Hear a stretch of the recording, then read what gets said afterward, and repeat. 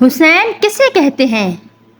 امام حسین کا صبر، جس کے سامنے جوان بیٹے ہم شکل رسول اللہ صلی اللہ علیہ وآلہ وسلم علی اکبر کے سینے میں برچھی لگی ہو اور جوان بیٹے قاسم کو شہید کیا گیا ہو، اور جس کے سامنے جوان بھائی عباس کے بازو قلم ہوئے ہوں، جس کے 6 مہینے کے بیٹے علی اصغر کے دل میں تیر لگا ہو، اور جس نے 72 لاشوں کو اٹھایا ہو، اور جس کے جسم پر 33 زخم نیزوں کے ہوں اور 34 گھاؤ تلواروں کے ہوں، جو ان سب کے باوجود سجدے میں سر رکھ کر کہے سبحان ربی الاعلیٰ، سبحان ربی الاعلیٰ، سبحان ربی الاعلیٰ، اور کہے کہ اے اللہ میں تیری رضا میں راضی ہوں، اسے کیا کہتے ہیں؟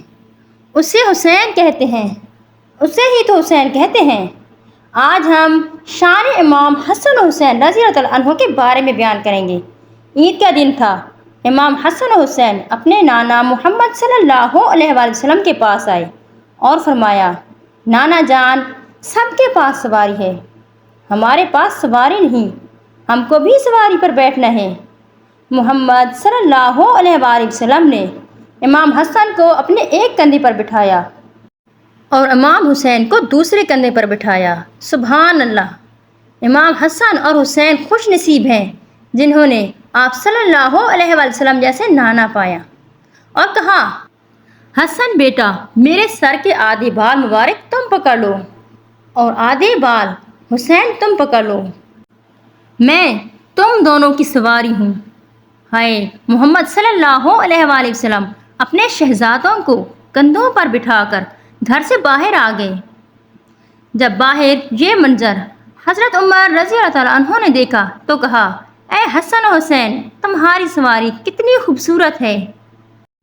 حضرت عمر رضی اللہ تعالیٰ عنہ کی بات سن کر ان کے جواب میں ہمارے پاک پیغمبر صلی اللہ علیہ وآلہ وسلم نے فرمایا، اے عمر، سوار بھی تو دیکھو، کتنے خوبصورت سوار ہیں۔